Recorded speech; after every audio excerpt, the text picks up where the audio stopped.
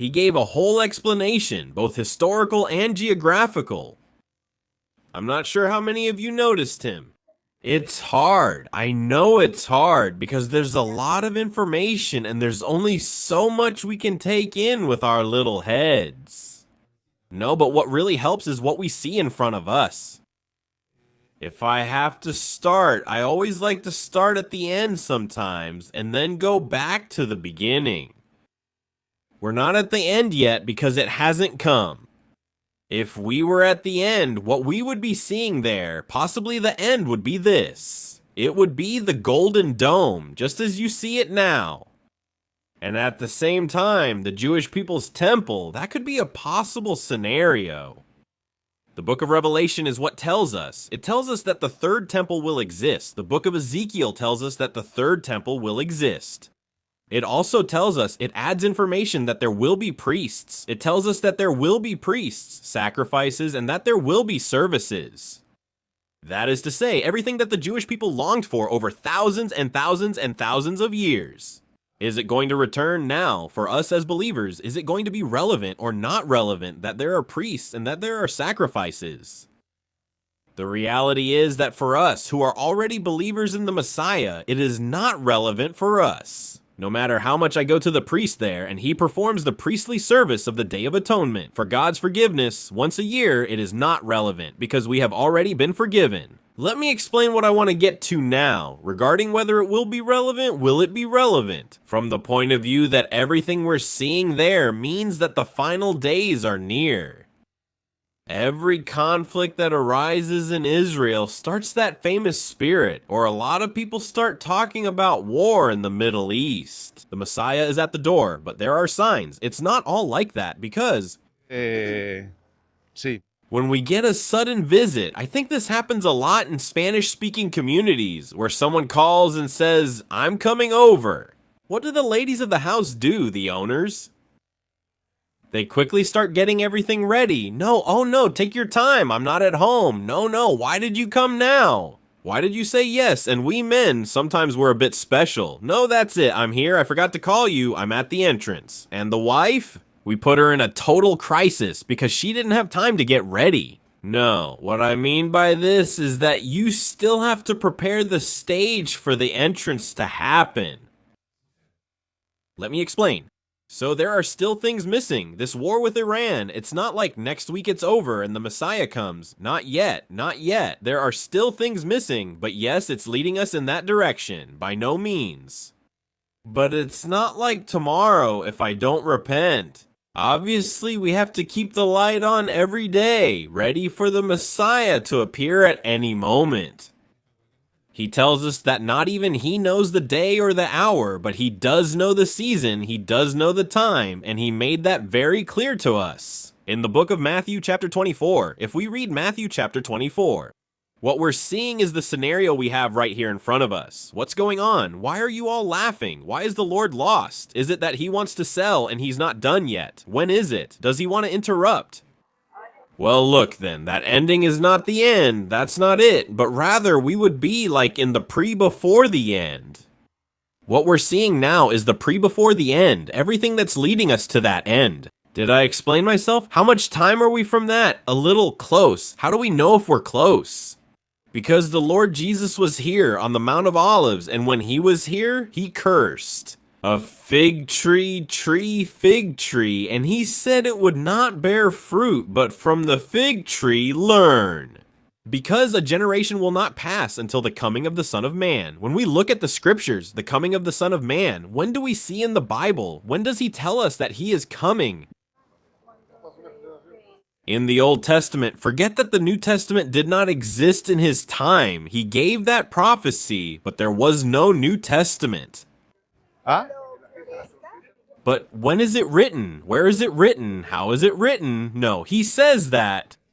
Jesus is there on the Mount of Olives and says, let's suppose there are a lot of people here. And he says, hey, learn from the fig tree. A generation will not pass until the coming of the Son of Man comes. That's it. When?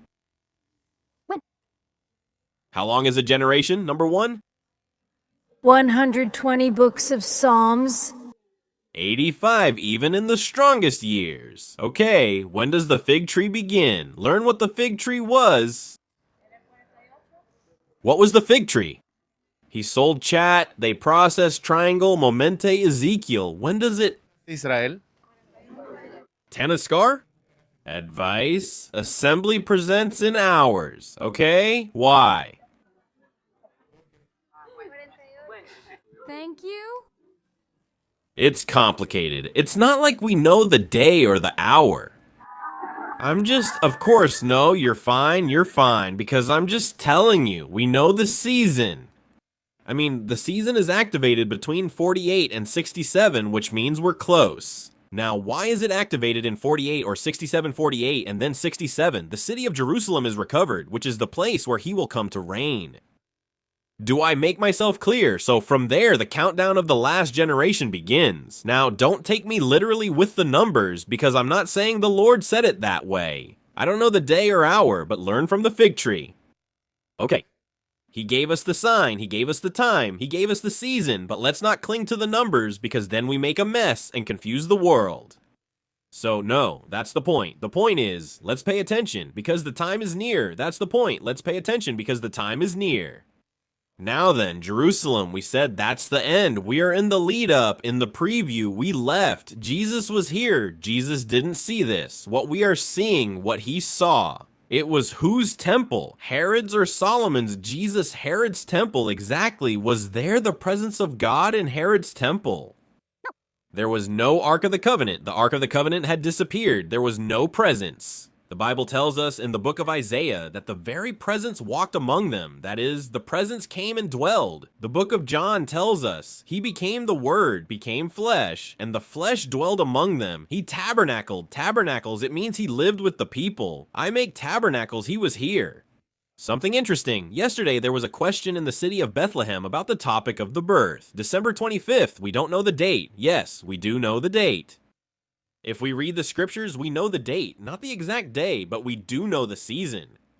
There were priests there. In the time of Jesus, there were priests there.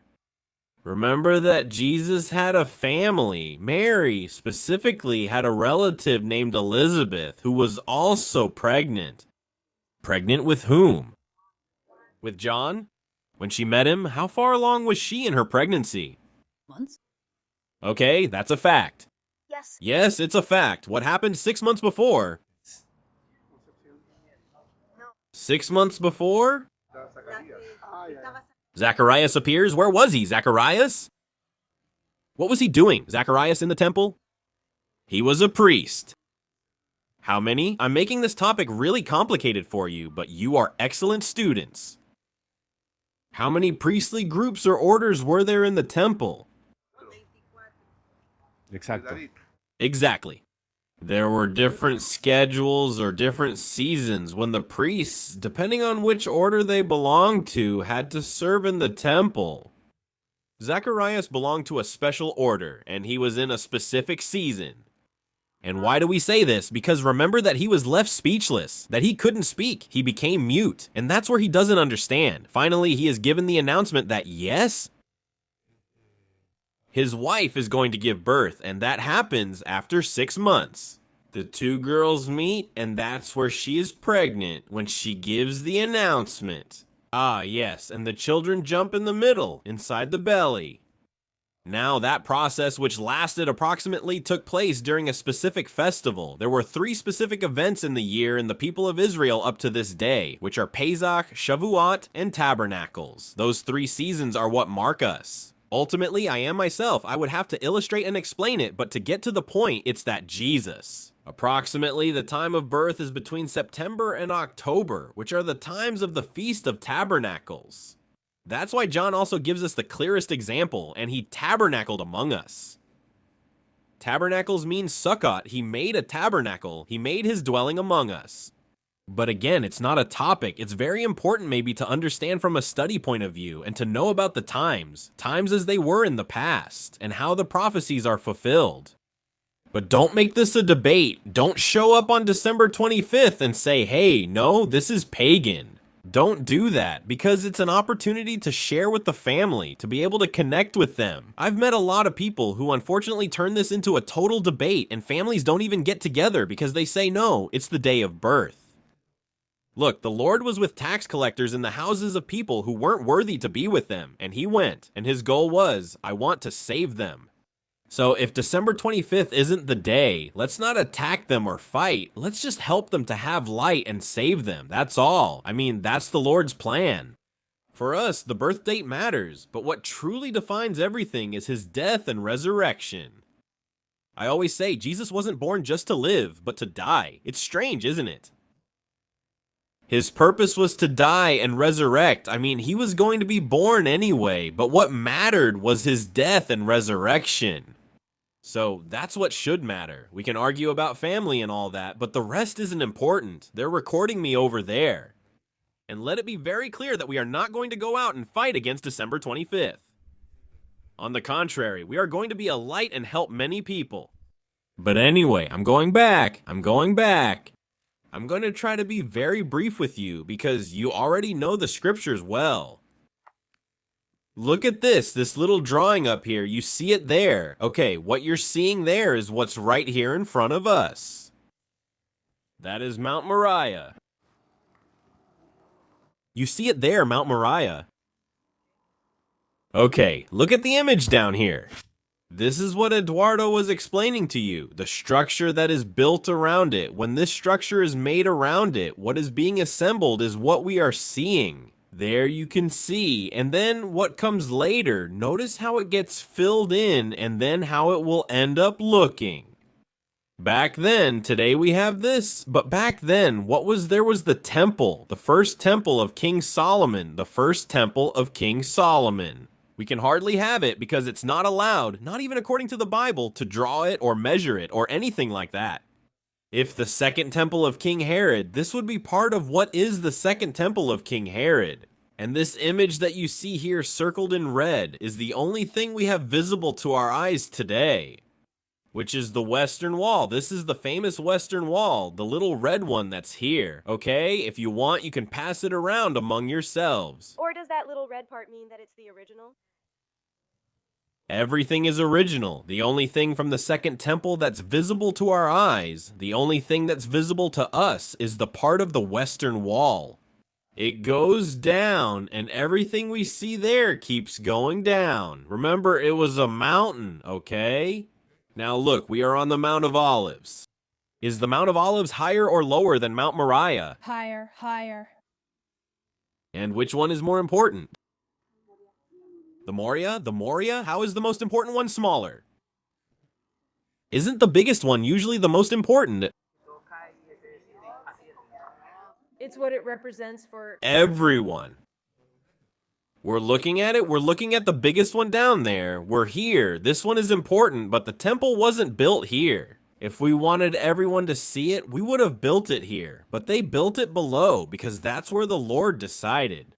We returned. Jerusalem. When does it start? It first appears as Salem in Scripture, which mentions Abraham. Abraham was going to sacrifice his son, named Isaac, in this place. On Mount Moriah, exactly the origin, yes, Salem. So that's where it was going to be, where Abraham was going to sacrifice Isaac. We will go up, worship, and return, he said. Abraham, he was very sure that he was going to come back. From that point on, it's where the Jewish people celebrate to this day for the males, the age of 13, the coming of age for boys. Was the test for Abraham or for Isaac? for Abraham. For Abraham. Isaac. Are you sure? Isaac. And now you call me Isaac. Those who used to call me Abraham, now say Isaac. For both of us? For both of us? For you? For both of us? For both of us? No, it was for both of us. Did Abraham know Israel's God or not? No, yes. Yes, well, Abraham. Yes, it was cool. Abraham already had a really good relationship with him. Just think about how well he knew him. God told him, take the knife and kill your son. And he said, I'm going to do it. And he said, I'm going to go up and I'm going to come back and I'm going to return. I mean, God, Abraham knew him. In the end, the real test wasn't for Abraham. When God gave the order to Abraham, he knew he was going to do it because he knew him. He already knew. If God tells you go and do it, he's not giving you a test, and you go and do it. You say, I'm going to do it. It's obedience. He's not testing me. If I'm going to do it, I'll try. My hand might tremble, right? He knows what I do, so it's obedience. The test wasn't for Abraham, but for Isaac. Did Isaac know the God of Israel? No. He didn't know him, so the test was for him, for Isaac. Do I make myself clear about what Abraham was doing? In other words, it is in this same God that I believe, in this same God that I trust, in this same God that we are going to worship again and return to.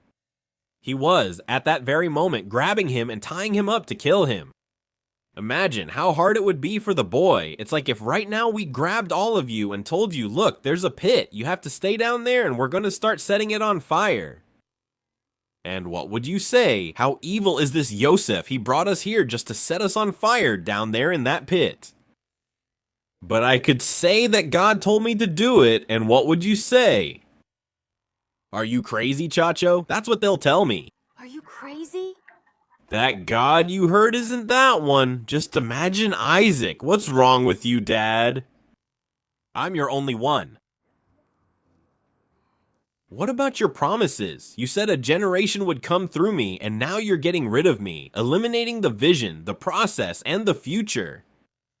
But Abraham said, we will return and worship. Many of you came up here. We will go. We will return to our places after worshiping, right? So you are here under a test because many of you did not have the relationship with the God of Abraham like Abraham had back then. Some of you may be under a test, obedient, and others are under obedience, knowing they were certain they would go and return. Let me explain what I mean here then. I believe that the Lord is speaking to each of you in the way that you need to interpret it. Now, does Isaac end up having a relationship with God there or not? Does he end up fully knowing the God of Israel or not? I mean, after witnessing a miracle that's telling you you are not, don't lay a knife on the boy. Look, turn around, there's the lamb. I have already provided a lamb for myself. For the Holocaust, what he is doing is representing the death of the Messiah for us, the Lamb that takes our place. Ultimately, what was going to come in the future, in other words, always the Lord. What he is showing through the past is always an image of what is going to come in the future. So he is showing us all that past that is going to lead into the future. In Jerusalem, Salem, after that event, they return, they go back home. I have another question. If Abraham had told Sarah that he was going to kill their son, because that's the real situation, he was going to kill their son, what would Sarah have done? You say that as mothers, of course, but if you had been in Abraham's place, since God told him, right? You would have pretended you didn't hear. Keep walking like Jonah, and then we say, Jonah, why did you do that? It's just that sometimes we're a bit like Jonah too, and we're also a bit like Peter. Many times. So many times, so many times, so many. So I think that if Abraham told Sarah, I'm going to take the boy, and here I have this knife, I'm taking it with me too because I have to put it to his neck. Imagine Sarah would jump in, grab Abraham, what's wrong with you, Abraham? And she would cut him herself, Abraham. But then he said, I'm not going, and I went with a servant who was his best ally, but his servant wouldn't go, Eliezer. We always have to have a best ally, someone who will support us in difficult times. But I can assure you that for Abraham, it wasn't easy. Naturally, he walked 3 days from Beersheba to Jerusalem. I can't even imagine what he was thinking in his head, because for 3 days, he knew he was going to have to put the knife to his son, but he was totally sure that he would return. So on one hand, tremendous faith, but on the other hand, a very difficult human situation where he had to make a decision. But when God is involved, God is involved. Okay. Salem, Jerusalem disappears from the scene. Mount Moriah disappears from the biblical scene. We don't know anything else. The only thing we know again is when Abraham goes and fights against the kings of the north to free Lot. While he was on the way, remember that we were in the area of the Dead Sea. That's Route 90 Abraham passed through there, which was the route of the kings. In that place, it says he had an encounter with someone named Melchizedek. Exactly, Melchizedek, king of justice. And it says he gave him what? His feet? Was the order of tithes really not established, or was it not established? How could it be that he gave him the tithes? If there wasn't a law that said 10%, you have to give it to God. Amazing.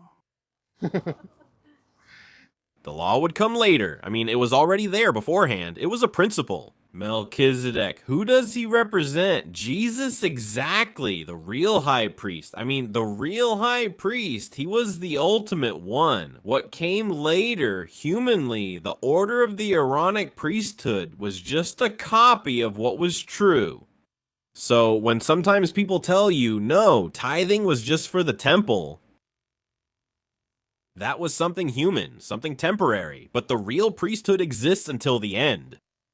I mean, I don't want to talk about tithing or anything like that. I just want to help you clarify this point, this topic. After that, whatever you do, you do. But in reality, everything is for the work of the King of Justice to continue doing his job on the face of the earth, and we are simply his administrators. Now then, Jerusalem, when does it appear on the scene again? Do you remember where it appears again? When does it appear again? When David comes on the scene.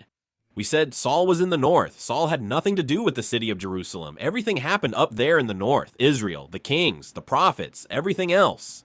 But the city of Jerusalem is just about to appear on the scene when David is anointed in the city of Bethlehem, where we were yesterday. There he is anointed in the city of Bethlehem. And from there, then, he will end up being king of the people of Israel, and that's where he will name Jerusalem as the unified capital. How does he come to that decision? Him? How does he come to that decision? Is it simply because the Lord tells him how he has to do it? Remember, there were attempts to bring the ark to this place. The ark was kept in the house of Obed-Edom for 3 months, until everything was fine. Then he said, now it's time to bring it to Jerusalem. The Lord had told him, I will give you the land of the Hittite, the Jebusite, all of this. But he had left one alive. Now let's remember who it was that he had left alive.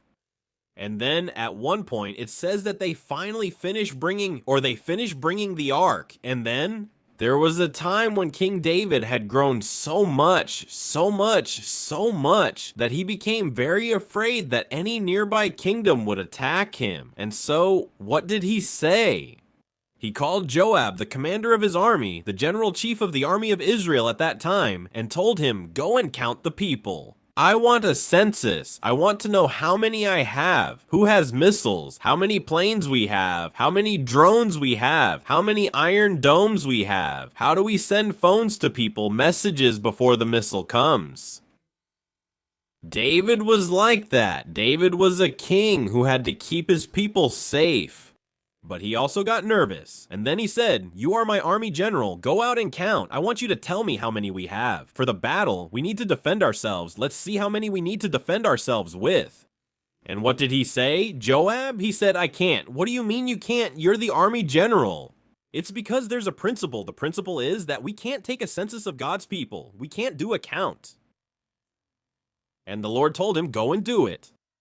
And so Job went, because the king's word was much stronger, but he had to obey the king, so he went. And when he left, he started bringing the reports. And as he began to bring the reports, he said, we have this many people in the north, this many people in the south, this many people in the center.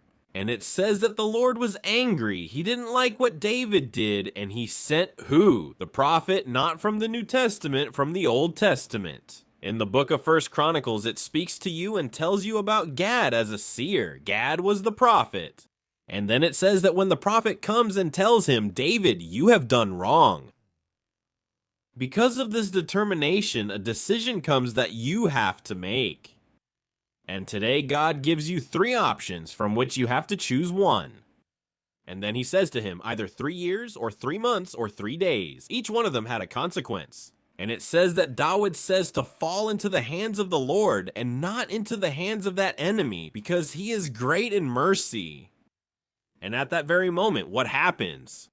The angel of death comes to this territory. Imagine this sky, an angel here with a sword, and they start bringing the results to King David. Are so many of those who could draw swords dying in the north, so many in the south? And it was Jerusalem's turn. So now, if you look, the city of Jerusalem was down there. The Bible tells us that the angel was about to draw his sword. Just imagine an angel there drawing his sword to bring death to the city of Jerusalem.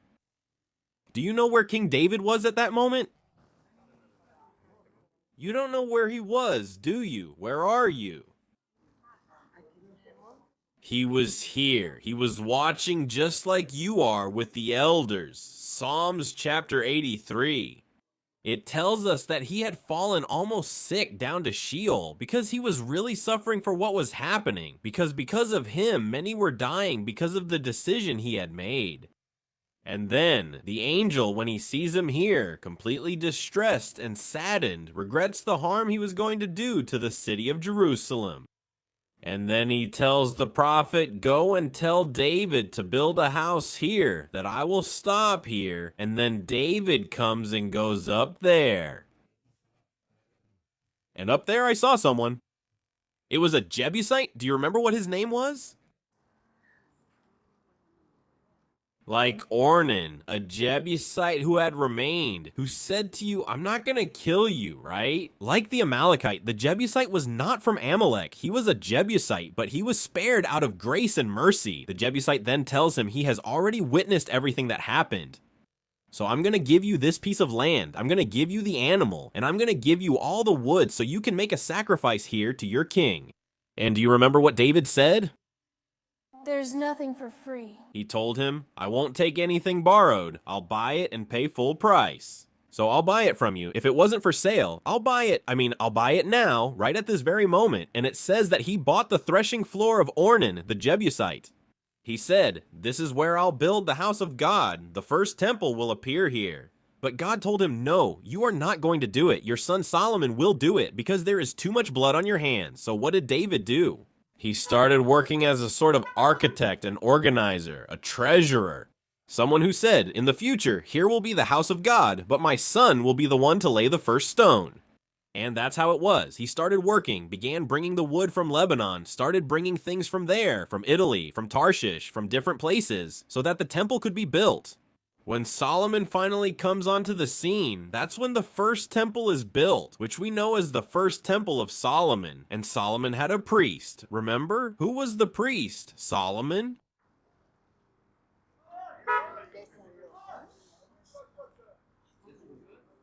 Solomon. There was the priest who accompanied him everywhere. That's why later on we have an order, Sadducees and Pharisees, who came from Zadok because they believed they came from that lineage. In summary, the first temple falls by whose hand? Nebuchadnezzar. The Babylonians destroy the first temple. A period passes, this first temple disappears, and finally the second temple of King Herod is built. A long time passes, approximately 600 years, and what we have in front of us here is built, this golden dome. He said through that gate the Messiah will pass. Yes, you're right, because that's what the Jewish people say, but for you, as believers, it already happened. In the book of Luke, chapter 19, verse 42, it tells us that he rode on a colt, and riding on a colt, he enters through the golden gate, or the gate of mercy. He enters through that gate. Years later, as he also told them, around the year 1200, there is a prophecy. There were other peoples here who drove out the Crusaders, and they said there is a prophecy that says the Jews, that through here their Savior, their Messiah, would come. And then that person said, no, let's put a cemetery there. So they put the Arab cemetery there because the Jewish people can't step on an Arab cemetery. If the Messiah is Jewish, he can't go through there. And if he has the ability to rise, then let's seal the door directly. And that way he won't be able to go through. Does everyone have permission? So, yes, relax everyone. Look, it's all good. Nothing's wrong. So up to this point, you understood me, right? Luke 19, verse 42. Jesus entered, but then when is that prophecy fulfilled about the gate being sealed and about Jesus entering through it? In the book of Ezekiel, chapter 47, verse 1 and onward, you will find something very interesting that tells you the following. The Spirit took me, Ezekiel, and brought me here to the Mount of Olives. He tells Ezekiel to look at the gate, and Ezekiel sees it closed. He then asks him why the gate is closed. And the very angel of the Lord who was there tells him, that gate is closed because the Son of Man has already entered through it, therefore it will remain closed. That happened 1,200 years later, so ultimately, when did the Son of Man enter? Luke 19, verse 42. Now, what does the Bible tell us, which is also in the Old Testament? When is the Messiah going to come? Where is he going to return? Here, to the Mount of Olives. To the Mount. Yes, to the Mount of Olives.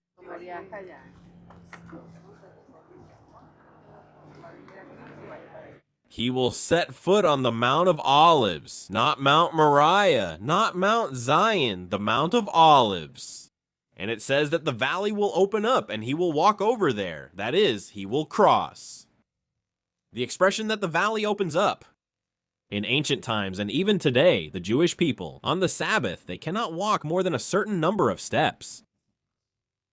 So that's the expression that refers to the steps he will take at the moment he is going to walk. When the valley opens, what actually opens? The expression, it opens, what is happening because they are here. What is opening?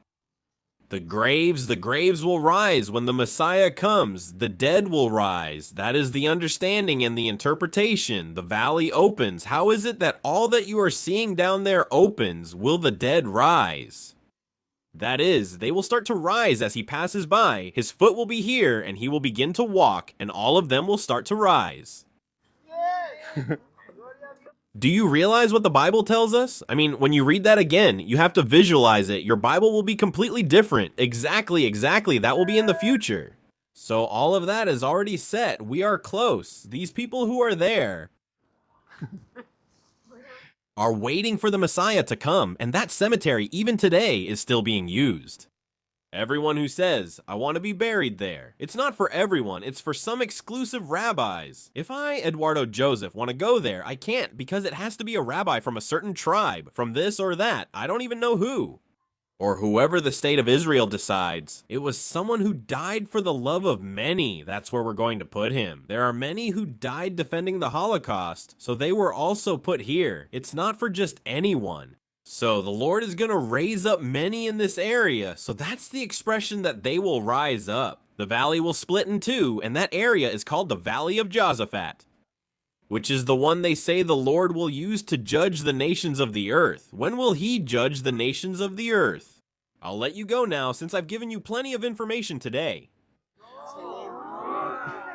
When is that? In the future? He says that number 1, the 3 Hebrew festivals are fulfilled. The festival of Pesach, the festival of Shavuot, and the festival of Tabernacles are completely fulfilled. When is the festival of Pesach fulfilled? When Jesus is crucified, dies, and rises again, a pure and spotless lamb. The festival of Shavuot, the festival of first fruits, is fulfilled with the coming of the Holy Spirit. The festival of Sukkot, when is it fulfilled?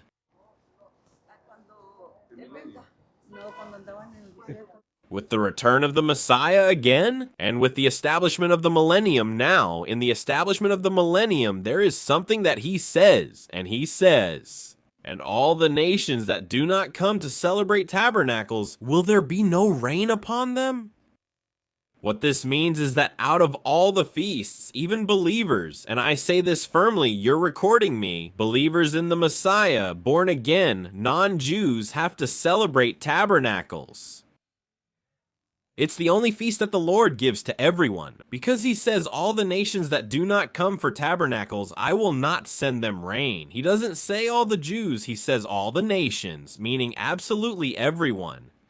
Tabernacles is the time when the Lord dwelled with them. It's a time when you go on a retreat. You have a special time where you worship. You have time with him. For 7 days, you completely isolate yourself from everything. Obviously, you keep working because everything else, but when you come back home, the only thing you want is to go to your tabernacle because it's your encounter with the Lord. The family comes there, you're there. It's a preparation for what the Lord tells you in the future. The nation that doesn't do it, no water will fall on it. So what is water? Does it represent the blessing? Water has always symbolized blessing. We need to start doing this test for the future because during the millennium, everyone must celebrate it. The one who refuses is the one who doesn't recognize the true king. Remember that as long as he is king, there will be nations, and there will be presidents, and there will be a lot. That's why the Bible tells us to pray for our authorities, because that king or that president will have to come and visit the king. Let me explain, at least once a year, and celebrate a feast for him. Which means that in that millennium, if he is in the millennium, in his country, ruling or leading, he will come to Qatar Maku. Because if we have an appointment in Jerusalem, with whom? With the King of Israel. Those of us in the United States have an appointment, and those, and different politicians will come because they have an appointment in the city of Jerusalem. So are you here seeing what is going to happen in the future? Sorry for all the information I just gave you. I hope something stuck.